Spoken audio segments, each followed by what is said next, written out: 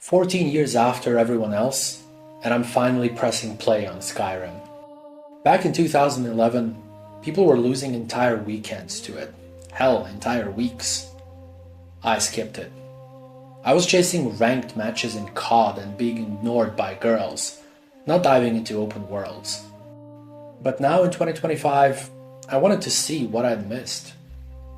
No guides, no wikis, just me, the music, and the world. And Skyrim wastes no time. Hey, you're finally awake. The cart, the ambush, the dragon, clunky and iconic at the same time. It's almost like waking up inside a game, not playing one. So, this is going to be my first Skyrim playthrough. No guides, no tier lists, no build videos, no tips, just me, the music cranked up, and Skyrim carrying the weight of a decade of praise. After all the hype, this game better be good. Let's start at the only logical place. Tie it up in the back of a cart, waiting for my head to get chopped off. So there I was, sitting with a bunch of strangers. One was a horse thief, one was some random guy with a death wish, and the other was Ulfric Stormcloak, apparently the fantasy Che Guevara of the game. I had no idea what was going on, but everyone seemed very sure I was about to be executed for crimes I probably didn't commit. Classic RPG start, no backstory, no choices, just here's the chopping block. Bethesda loves these slow openings, and I kind of get why. You don't just start Skyrim, you creep into it, confused and slightly annoyed, like you've been dropped into someone else's dream halfway through. I remember at first I thought, wow, this is kind of boring. But then I realized it was doing its job. It was letting me sit in this world before it tried to kill me. And then the dragon shows up. Just no build up, no gentle tutorial, just a giant flying lizard turning the town into barbecue, while I'm still figuring out which buttons to press. Suddenly the executioner doesn't matter anymore because the entire sky is failing. It's clunky, it's chaotic, it's pure Bethesda. I gotta say, what impressed me even this early was how the game pretends to give you these huge decisions. Do you escape with the rebels or the Empire? But really both routes are just you sprinting through collapsing buildings while a dragon sneezes fire everywhere. Still, it works. It felt like my first real choice, even if I knew deep down that both roads led to the same cave system. Inside that escape route is where Skyrim finally started showing what it had to offer. Combat felt rough, it was like swinging around broomsticks with blades taped to the ends, but there was a strange charm to it. The first time I picked up a bow, I thought, okay, maybe I'll be Legolas. And the first time I hefted an axe, I thought, okay, maybe I'll be Conan.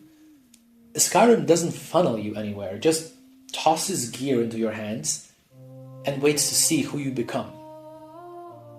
By the time I stumbled out of that cave and saw the open world for the first time, mountains stretching into the distance, rivers winding below, music swelling, I finally understood this was the Skyrim moment.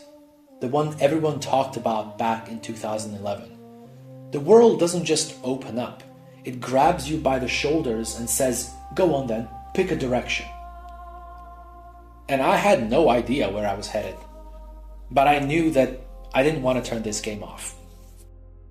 After barely surviving Helgen, I followed my new best friend, who I still wasn't sure if I trusted, down the mountain and into the world. There was the horizon. I wandered into Riverwood, which felt less like a bustling town and more like 3 houses clinging to a riverbank. The locals immediately started dumping quests on me like I had errand boy tattooed on my forehead. Eventually, I pushed on to Riverrun, the first real city. And this, I can say, is the moment where the game hooked me. Guards were patrolling, merchants were yelling about their wares, random citizens were gossiping about dragons. Of course, it wasn't perfect. Some NPCs still stood around like cardboard cutouts. But compared to Riverwood, it felt like stepping into a living, breathing world. And then the game does something genius. It staged a dragon attack right outside Whiterun. One moment I was running errands for the Jarl, the next I was chasing a giant fire-breathing lizard across the fields with a handful of terrified guards. And when we finally brought it down, the game casually decided, "Oh, by the way, you're the chosen one who can absorb dragon souls. Congrats!" It was a lot to take in. I'd gone from prisoner to errand boy to dragon slayer in the span of maybe an hour and a half. Do I follow the main quest about dragons? Do I check out the Companions Guild? Do I ignore all of it and steal cheese wheel from every house in town? Skyrim doesn't answer that for me, it just lets me stand there in the middle of Whiterun, staring at the endless possibilities. And then it sank that what you do isn't the point. The point of Skyrim is the 100 things you could do, and the fact that you probably never get to them all. So here's the thing nobody warned me about. Skyrim doesn't just give you side quests. It makes distractions into a weapon. So I was supposed to head back to the Jarl to talk about dragons and destiny and all that, but then someone mentioned a barrow full of treasure just up the road, and I thought, sure, I'll knock that out real quick before saving the world. Famous last words, right? And that turned into a 2-hour crawl through Draugr-infested hallways, solving puzzles that felt like they were designed by someone's bored cousin. I was fighting a boss that shouted at me across the room like I was made of paper, and somewhere in there I picked up my first word of power, the iconic dragon shout mechanic. But I suddenly realized the game had hooked me into an entirely new system without ever telling me to go look for it. And I really enjoy that. Like every corner I turned, somebody wanted to drag me into their personal drama. Oh, a farmer needs help with bandits. A wizard wants me to fetch something from a cave. Some shady guy in an inn whispers about secret factions. And by the time I looked up again, I completely forgot about the dragon crisis. My quest log looked less like a heroic journey and more like a chore list of a very unlucky handyman. But the brilliance of it is that I didn't care. Each distraction felt like its own mini little adventure. Skyrim doesn't guilt trip you for ignoring the main story. It almost encourages you to wander off. Like the real narrative is whatever mess you get yourself into along the way. And I think I'm starting to understand why people still replay this game years later. It's not about finishing the story, it's about all the times that you don't finish the story. The deeper I went, the more I realized that Skyrim is a game about losing focus. Everywhere I went, someone had a problem that was apparently urgent enough to dump on a random stranger. Blacksmiths wanted me to fetch ore. Innkeepers had rumors about bandit camps. Priests begged me to clear out haunted crypts. I would walk into a new town planning to buy potions, and then 20 minutes later I was knee-deep in some family feud about stolen heirlooms or whatnot. It's almost comical how quickly your role snowballs. 1 hour you're a Dragonborn hero destined to save the world. The next you're acting as Skyrim's most overqualified errand runner.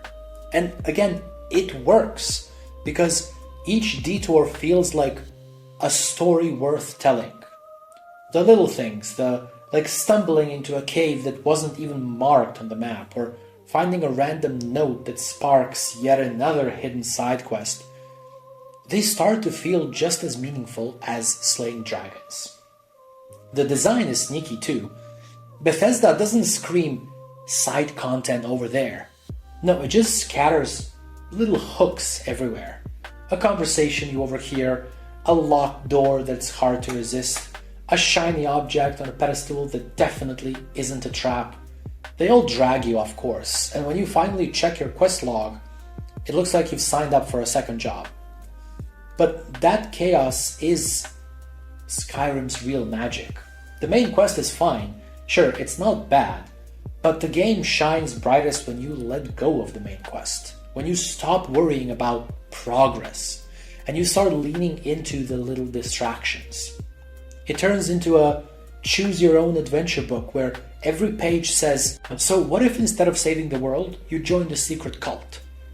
or robbed half the province, or just chased butterflies because you need alchemy ingredients.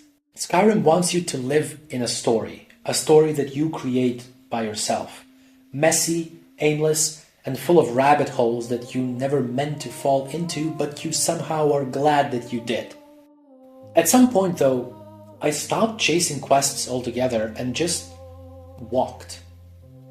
I mean, literally, I just explored. And that's when Skyrim hit me with its real trick. The world itself might be the best questline there is. Climbing a mountain just to see what's on the other side. Stumbling into a hidden cave that wasn't on the map. Spotting a cabin in the distance and deciding to check it out, only to find it belonged to a witch who very much didn't appreciate visitors. None of this was scripted for me, and I could have gone the whole playthrough without finding any of this out. But all of it felt like an adventure. The atmosphere does a lot of the heavy lifting. The music, everybody knows this. Even I knew it even before I played it, but the music is just incredible.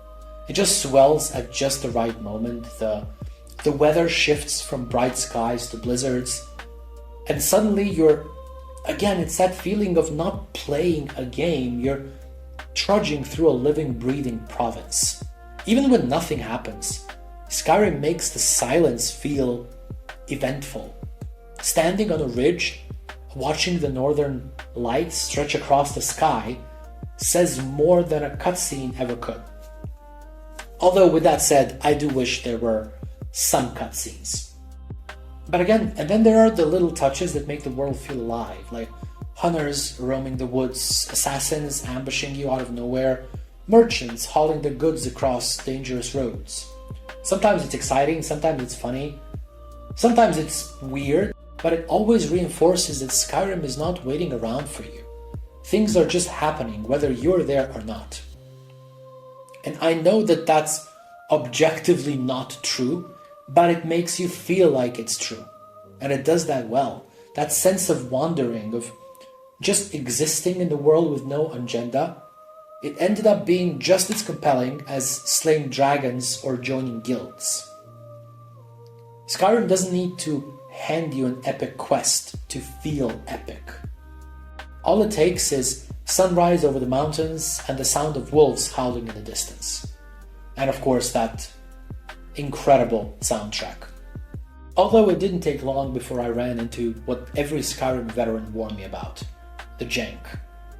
NPCs walked into walls mid-conversation, wolves flew into orbit after one swing of my sword, a dragon I fought decided mid-battle that gravity was optional and helicoptered away into the clouds. And you know what? It was weird and kind of fun at the same time. Bethesda games have this reputation where the bugs they're not just tolerated, they're almost part of the charm. The world is so ambitious, so sprawling that of course it can't run perfectly, especially for a 2011 game. And instead the cracks in the system make the whole thing feel alive in a way that a perfectly polished game never could. When a guard casually tells me he used to be an adventurer like me, but then he took an arrow to the knee for the 21st time, it's not breaking immersion for me. It's Skyrim reminding me that it's a weird, broken world and that I'm just along for the ride. And that's really the heart of it. Skyrim is a paradox. It's clunky and beautiful and overwhelming and welcoming and broken and brilliant all at once. It gives you freedom, but then immediately distracts you with a dozen reasons not to use that freedom. It tells you to save the world, and then tempts you with cheese wheels and side quests until you forget why you were chosen in the first place. Most games try to funnel you toward a clear finish line. Skyrim doesn't care. Skyrim just drops you into a sandbox the size of a country and says, do whatever makes for a good story. And sometimes that story is epic, like slaying a dragon on a snowy mountaintop. Sometimes it's ridiculous, like getting arrested for stealing a spoon. But every moment feels like it could be the one that you later tell your friends about. And That's one of the reasons I think people still talk about it 14 years later. Skyrim isn't perfect. It was never perfect. I would argue it was never meant to be perfect. But it's the kind of imperfect that makes you want to keep playing. Because every stumble, every bug, every distraction has the potential to become part of your own legend. Playing Skyrim for the first time in 2025 feels a little like stepping into a time capsule. I missed the launch hype, the memes, the endless re-releases, and the nostalgia everyone else has been carrying around for over a decade. But I think that weirdly, that kind of made it better. I got to see Skyrim with fresh eyes, and what I found was a game that still holds up. Not because it's flawless, but because it's unforgettable. Skyrim is messy, it's buggy, it throws more quests at you than you will ever finish. But it's also one of the only games where every misstep, every distraction, every glitchy dragon feels like part of the story. When I think back to my first few hours, I don't remember the main quest. I remember the little moments, like getting lost in a cave, stumbling into Whiterun for the first time, accidentally picking up a cabbage and being chased by guards for it. And that's why it works. Skyrim is a world you end up living in. One mistake, one distraction, one buggy NPC at a time. I can't say I didn't have expectations. I came in expecting an old RPG with some dragons with cool music. What I found was a playground that's still very much alive, still strange, and still capable of stealing hours, dozens of hours from you without even trying. So yeah, I might be late to the party. Very late. But after finally sitting in that cart, fighting my first dragon, and falling headfirst into a dozen side quests I never meant to take, I can finally say I get it. Skyrim isn't like other games. It's an adventure that somehow never gets old, even when you're playing it for the first time years later.